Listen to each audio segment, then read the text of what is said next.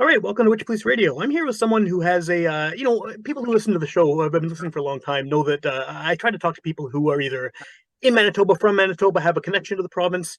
And a lot of the time that means I'm talking to artists who, grew up here, spent their formative years here, and then have gone on to other parts of the country or other parts of the world, into bigger and better things. And I think that the guest on this episode is someone who has done just that. I mean, you've been sort of quite successful as far as Canadian artists go, and as far as someone coming out of this part of the world is concerned. And I think the best way to start this off is if you want to just introduce yourself and give a bit of background about what it is you do as an artist.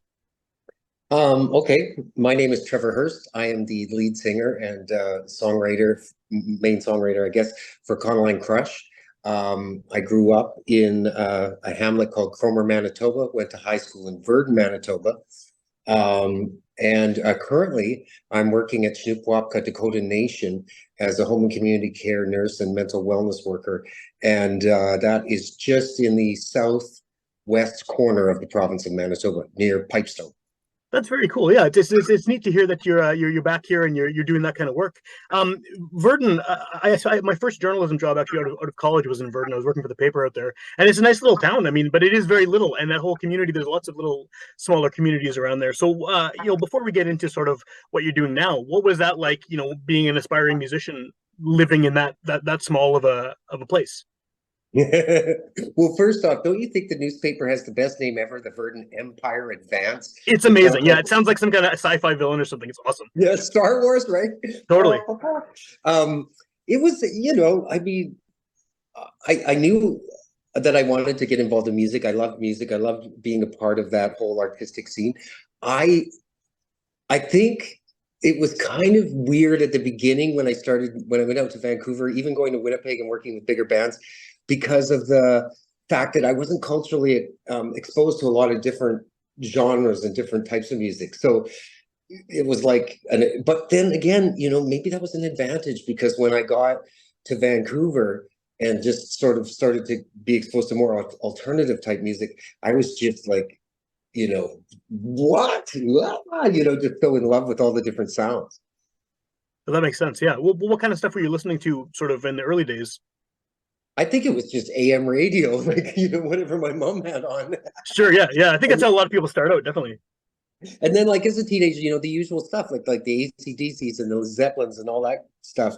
I did get into U2 a little when I was early in Killing Joke. Like, I had a punk rock friend. There was one punk rocker in Virden, and so he listened to Killing Joke and Black Flag, and so I kind of like that stuff.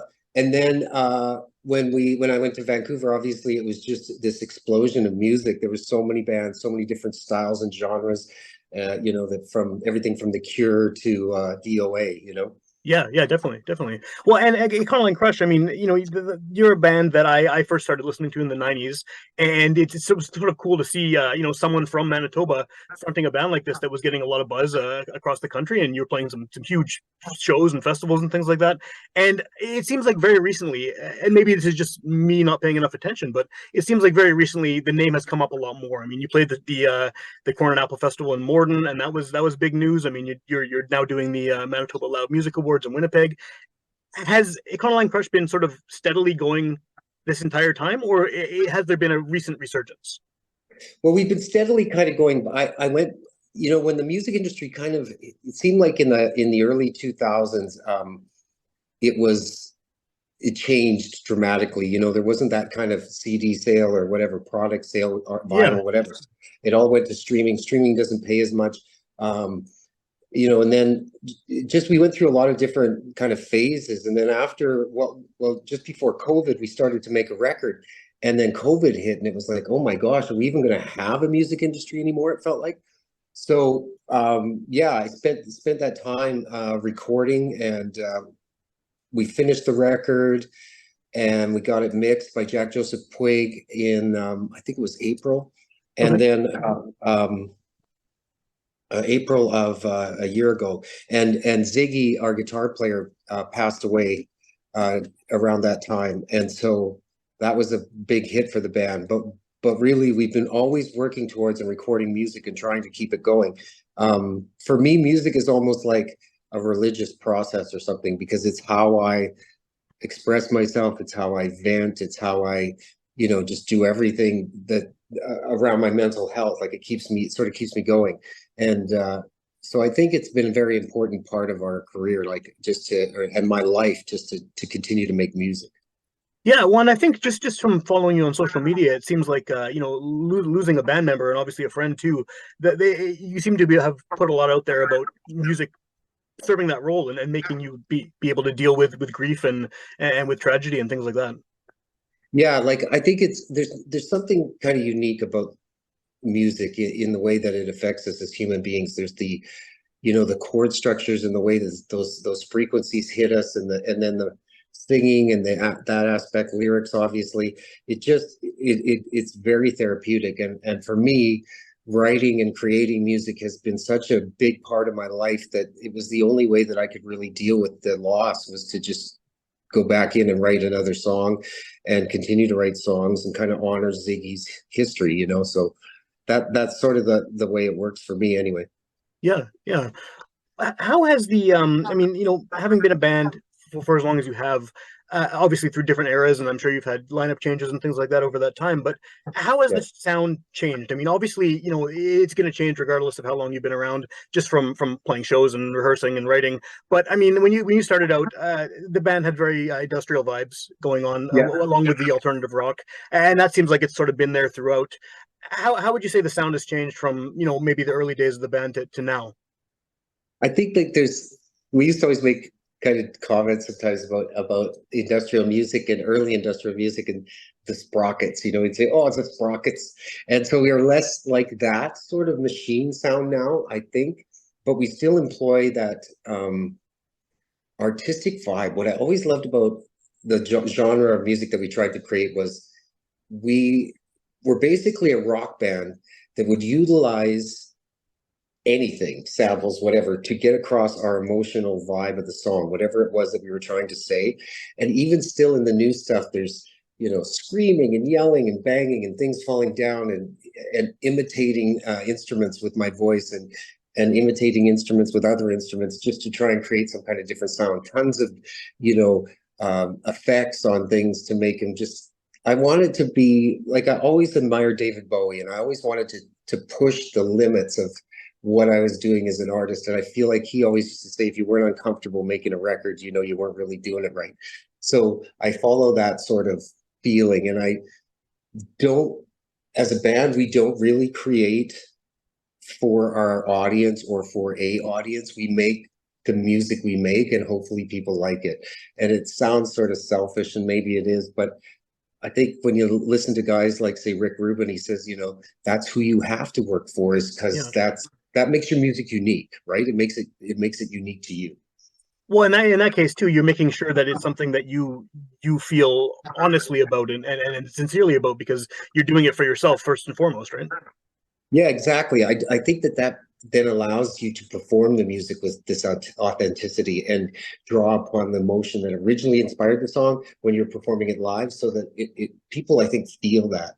And that was the big thing about this record, was that I really had a lot of pent up frustration over the years, and I really wanted to create something that I think could express the joy of life and the frustration of life, and how important music was to me, and how my relationships were important to me with my friends that had passed. I was very good friends with Paul Raven from Killing Joke, Bill Kennedy was a producer. I lost my parents, so there's a lot of key people in my life and Ziggy that left, and I felt like I wanted to honor them with some music, and then honor my family, my kids, my wife, and how important they are to me too.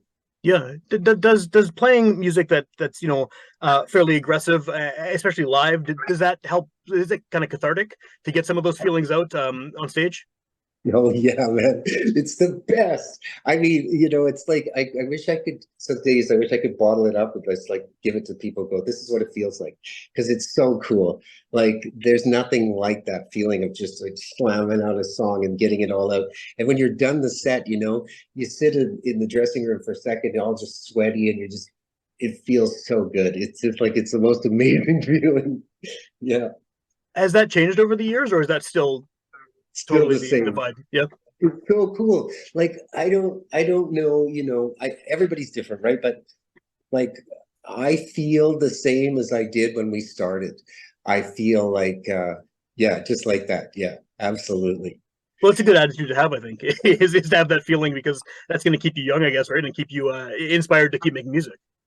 Yeah, and you know, it's interesting too, like this whole journey in life, right? Like yeah, I don't know, you know, you would think that it would come with some form of instruction, but there's no handbook really, and you just like yeah, you just got to do it the best you know how, and just get kind of navigate it. Yeah, So definitely. Have yeah, you do you feel like, I mean, I guess obviously the way that like you said earlier, the music industry has completely changed since the pandemic, and the way people consume music is drastically different than it was even 15 years ago, with streaming and everything else like that. Is it How much harder is it, I guess, to be a musician now, where sort of that whole infrastructure that was built up, when you started out and during the first majority of your career to date, is gone, and the way you don't necessarily know people are buying albums, they're maybe streaming 10 seconds of one song and then skipping to the next thing. Like, does that affect sort of your ability to write and to plan what you're going to be releasing and that kind of stuff? I think that like you have to then, before you kind of knew that this was your job, playing music, and that you had the infrastructure of the label with tour support, with whatever that they could do to contribute to help you continue making music. The Yeah, way that it works now with us is like you have to fund your art, and hopefully eventually your art kind of comes back around and pays for itself, and then maybe you make some money with it. And we're doing all right, but we're not at the same place we were obviously at the height of the 90s and that whole scene. But what's interesting is we've never been a band that has fit into a particular slot and been like, oh, they're successful because of ABC. Like we always were kind of fighting an uphill battle, and we're used to being an underdog. And I think it's something that we thrive in. I know I personally take a lot of pride in the fact that people I would take meetings with program directors back in the 90s, and they would Sparkle and Shine, for example, they'd say, we can't play this song. Like this is not rock and roll. I don't even know what this is. This is just not a song that is going to last, dude. Like you're going to be a footnote. Nobody's even going to know you existed. And here we are, like 25, almost 30 years later, the song still gets played on radio. And I feel so scrappy about that. Like I feel so like prairie hockey player kind of, like that's right, well, and that might be your best known song, I think, for a lot of people too at this point, right? So you definitely subverted expectations there. Yeah, and I mean, you don't know what it's like did pretty well, and Sure. all of you are. But yes, Sparkle is one of those ones. I think Sparkle also connects because of the fact too, like it's about the drug overdose of Shannon Hoon, and being an entertainer and being forced out into the spotlight when you're not ready, and I think there's some people that connect with that and the message there, and that's sort of when we went in to make this new record. I was very conscious of lyrics, more so probably than I've ever been, of just wanting to get them as right as possible, make my point as succinctly as possible.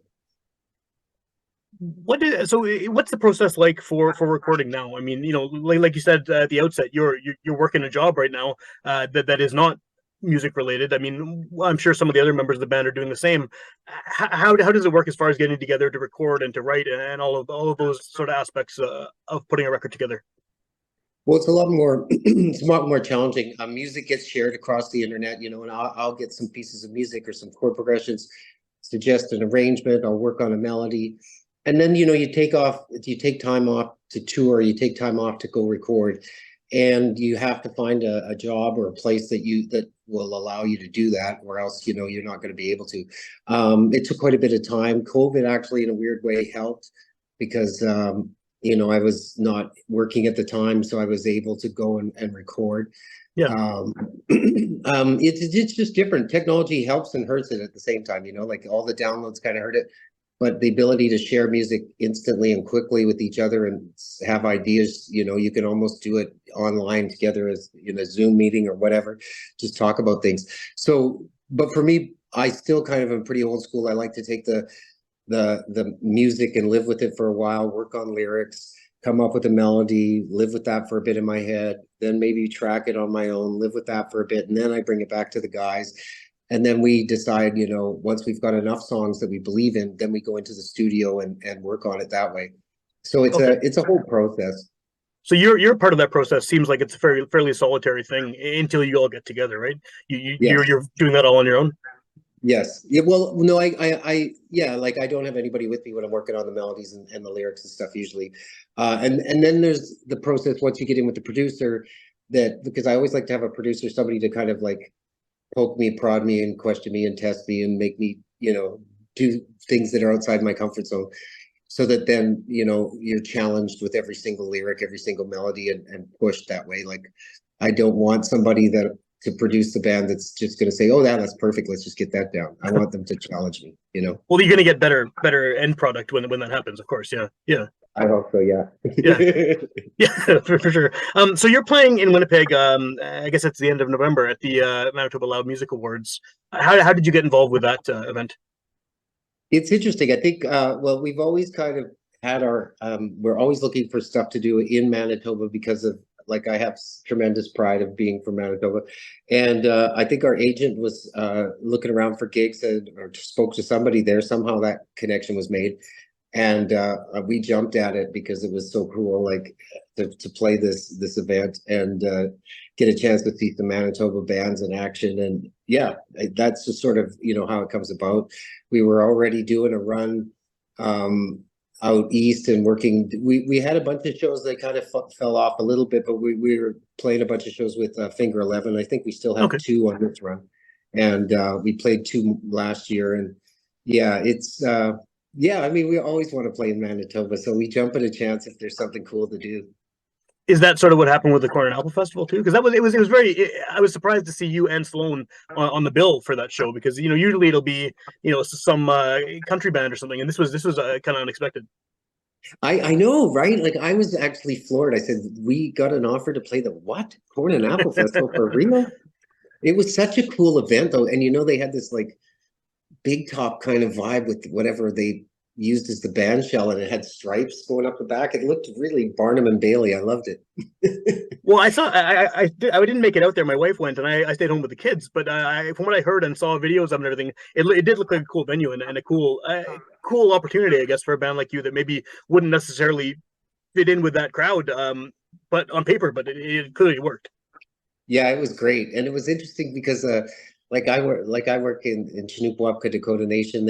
They don't get to go do a lot of different things music wise, and so they organized some transportation, and a bunch of the community members came and watched us play, and that was bizarre, Yeah. Well, I guess they're seeing you in a very different context day to day, right? So that seeing you on Yeah. stage has got to be a trip for them. Yeah, it was unreal.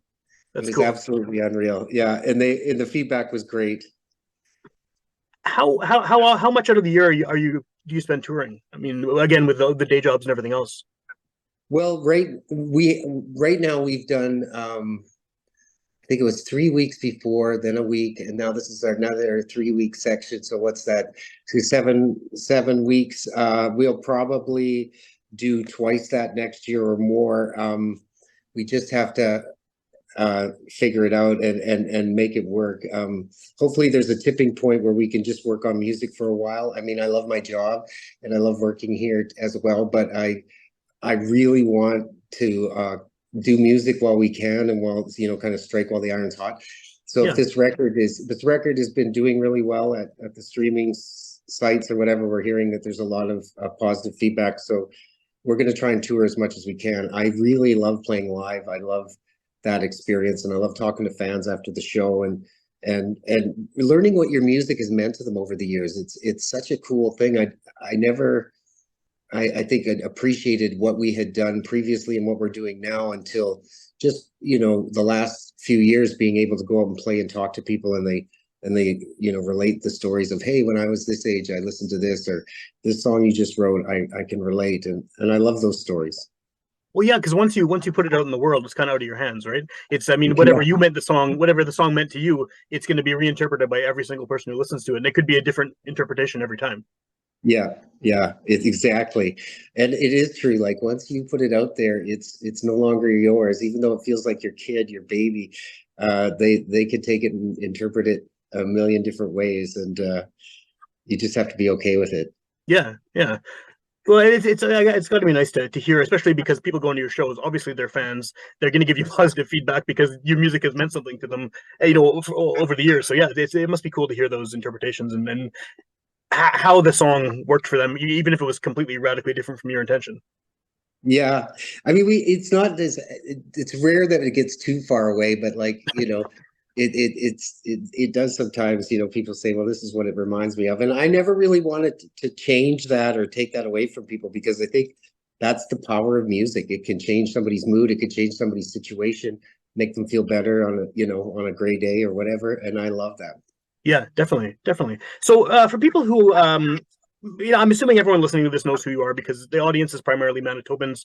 Like you said, you're a proud Manitoban. You have, a long history in this province, and your band has been fairly successful. But if people don't know your band or want to find out more, what's the best way to, learn more about what you're doing? Hear your new stuff, probably primarily, and then your older records as well. I mean, any streaming site that's out there like Apple Music, Amazon Music, YouTube, Spotify, SoundCloud, just look up Econoline Crush. There's a list of records. YouTube has videos. We have all the socials, the usual suspects, Facebook, um, Instagram. So just go there and if you check out the videos on YouTube, you'll see videos for Sparkle and Shine. You don't know what it's like. Our latest video for Invincible, our lyric video for Locked in Your Stone. Yeah, just check it out and give it a listen, and you can hear the evolution of the band and where we've been and where we got to. And I imagine some of those older songs are still getting a lot of views and listens even today. Yeah, they are, and I'm so grateful for people to take the chance to go down the rabbit hole and listen to some of that music and be, so positive about it. And even the feedback on the new record, which is called When the Devil Drives, has been just amazing. And I'm floored, like absolutely floored by how kind and how wonderful the fans have been. That's awesome, and I guess that's a bonus of the internet sort of changing things is that you can hear directly from them, kind of instantaneously once they've listened to your stuff. Yeah, that's the thing. Yeah, as soon as they hear it and they start making comments on your socials, and you're like, wow, like that's awesome. Yeah. It is cool, yeah, yeah. So, in addition to the Manitoba Loud Music Awards, do you have any other shows coming up in the relatively near future? Yeah, like we are I think we start around the 28th of this month in London, Ontario, and we are doing kind of the Golden Horseshoe, Ottawa and gosh, Toronto at Leeds Palace, bunch of different dates. And then we kind of spin our way back towards the prairies. We played that award show in Winnipeg, and then we end up going to, I think it is just outside of Calgary. We're playing some show on the 21st, and that's the last date so far. And then coming home for a bit. And then I don't know what's going on for the Christmas holidays yet. And then I'm sure it's sort of the same thing repeats itself going forward, right? Taking some time back home, going back out on Yeah, tour. Do you think yeah, you'll ever stop this? Like, is this something that you're set on doing as long as you can? yeah, I think so. I don't see myself. They're probably gonna have to drag me away from the microphone. Awesome.